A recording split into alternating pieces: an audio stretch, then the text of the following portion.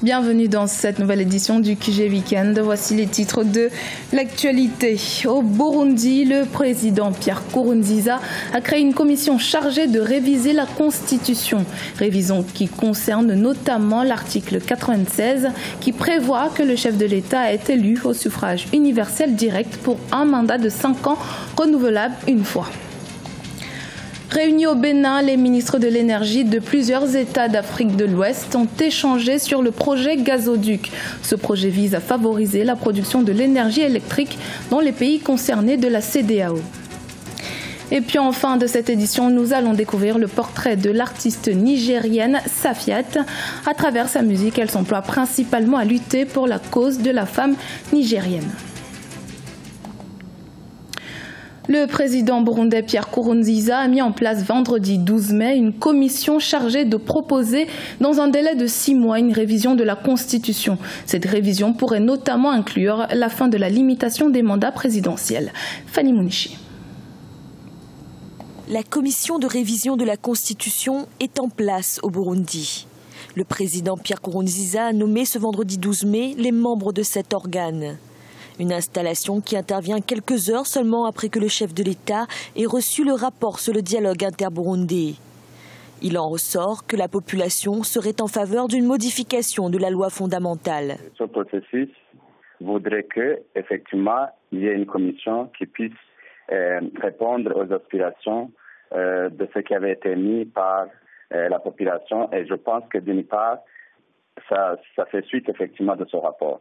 D'une autre part, c'était déjà émis par le Parlement, c'était un souhait du Parlement burundais de pouvoir mettre en place une telle commission afin d'étudier le parcours, d'étudier ce processus, en fait, ce processus de révision, pas de révision comme tel, de voir ce qui peut être révisé au niveau de la Constitution. Le président burundais, dont la réélection en 2015 à un 3e mandat controversé a déclenché une grave crise politique, avait laissé entendre en décembre 2016 qu'il pourrait se représenter en 2020. Une candidature qui supposerait la suppression de la limitation des mandats prévue par la Constitution. Le Sénarède, plateforme regroupant la quasi-totalité de l'opposition burundaise intérieure et en exil, dénonce cette velléité de révision. Ce n'est pas une surprise car ceci est la consécration d'un projet mûri de longue date par le président Pierre Nkurunziza en vue de régner à vie à cause de sa vision messianique. Son objectif est de casser le verrou des 2 mandats et d'enterrer l'accord de paix d'Arusha. L'organe chargé de la révision de la loi fondamentale est constitué de 14 hommes et 1 femme, tous membres ou proches du CNDD-FDD, le parti au pouvoir. Cette commission a 6 mois pour rendre sa copie. 6 personnes ont été blessées par balle ce dimanche 14 mai à Bouaké, 2e ville de la Côte d'Ivoire, toujours contrôlée par des soldats mutins qui ont lancé vendredi 12 mai un nouveau mouvement d'insurrection contre les autorités du pays. Les mutins réclament les reliquats des primes promises par le gouvernement après les mutineries de janvier qui ont perturbé le pays. Une première tranche de 5 millions leur avait été versée par la suite et on leur avait promis les 7 millions restants par tranche à partir de ce mois de mai. Voilà. Les ministres de l'énergie de plusieurs pays d'Afrique de l'Ouest et le commissaire des mines de la CEDEAO étaient réunis à Cotonou au Bénin le 12 mai. Objectif de cette rencontre, insuffler une nouvelle dynamique au projet gazoduc, un projet qui vise à la production d'électricité et au chauffage industriel. Les précisions dans ce reportage, notre correspondant Lefty Ounou, commentaire Marcel Farba-Maroun. Les pays de la CEDEAO, communauté économique des États de l'Afrique de l'Ouest, s'unissent pour augmenter leur approvisionnement en gaz. Initié le 5 septembre 1995 par les pays membres de cet espace économique, le projet gazoduc de l'Afrique de l'Ouest a pour objectif de renforcer l'intégration économique des États. Réunis à Cotonou au Bénin ce 12 mai 2017, les ministres de la CEDEAO veulent insuffler un nouveau dynamisme à ce grand projet économique. C'est un instrument au service en fait du développement qui doit permettre à nos pays de pouvoir obtenir du gaz en quantité, en qualité, au service donc de la production énergétique pour que ça soit disponible pour nos concitoyens, mais aussi pour les industriels, afin que le développement économique de notre pays ou de nos pays soit une réalité au service de l'amélioration des conditions de vie de nos concitoyens.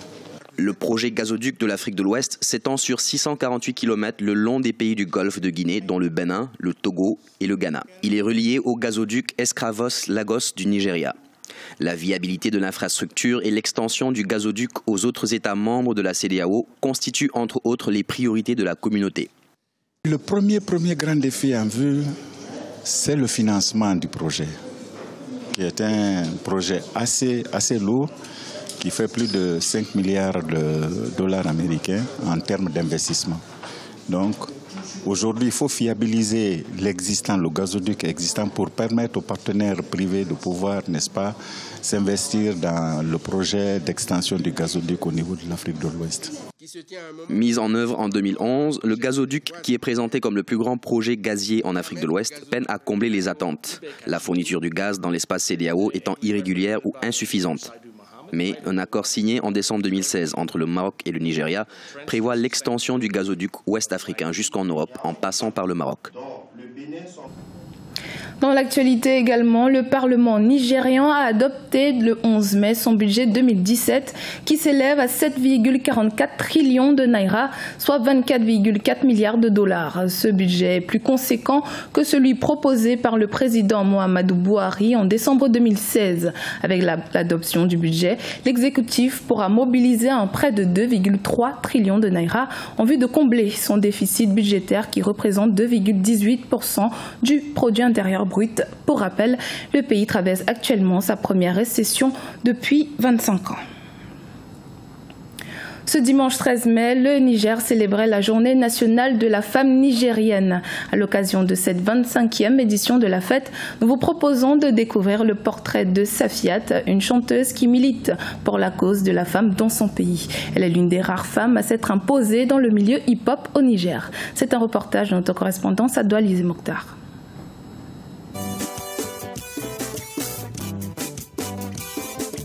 Safiat Aminami, plus connue sous le nom d'artiste Safiat, est l'une des rares femmes à s'être imposée dans le milieu hip-hop au Niger. Auteure, compositrice et interprète, Safiat met toute son énergie pour faire passer des messages de paix, d'amour et de tolérance à travers ses chansons. Son sujet de prédilection, comme beaucoup d'autres artistes africains, c'est la condition des femmes et des enfants en Afrique. Quand on est artiste, on a comme mission aussi de sensibiliser, d'ouvrir l'esprit des gens, de leur montrer en fait ce qui serait mieux envers certaines couches sociales comme les femmes et les enfants et tout ça, et dénoncer aussi certaines pratiques surtout politiques qui se passent autour de nous au Niger principalement, mais partout en Afrique. En 2007, Safiat intègre le groupe des artistes unis pour le rap africain, Aura, qui faisait la promotion des droits des enfants partout en Afrique de l'Ouest. Ses premiers pas dans la musique remontent en 2002 à Rabat, au Maroc, où elle étudiait. De retour au pays en 2005, Safiat intègre le groupe Kaidan Gaskia et devient la première voix féminine dans un univers de rap très masculin. Mon propre combat à moi, qui a été d'être une artiste déjà, ça a été mon premier combat pour que les choses changent. Être une femme artiste, déjà être artiste même pour un homme, c'est pas facile. Être une femme artiste, c'est encore plus difficile. Donc tenir depuis que je suis au Niger, donc si je compte, ça fait quand même 10 ans que je fais de la musique. Depuis que je suis là, je tiens le coup. Pour moi, ça c'est le premier combat que je fais pour que les gens acceptent mieux le fait qu'une femme chante. En 2013, Safiat a représenté le Niger au 7e jeu de la francophonie à Nice en France. Femme active au service du développement de sa communauté, engagée pour une citoyenneté responsable, Safiat prône le changement de mentalité à travers ses chansons. Très populaire au Niger, cette Amazone du rap nigérien rêve grand, celui de conquérir la scène internationale pour porter haut le flambeau de la musique nigérienne.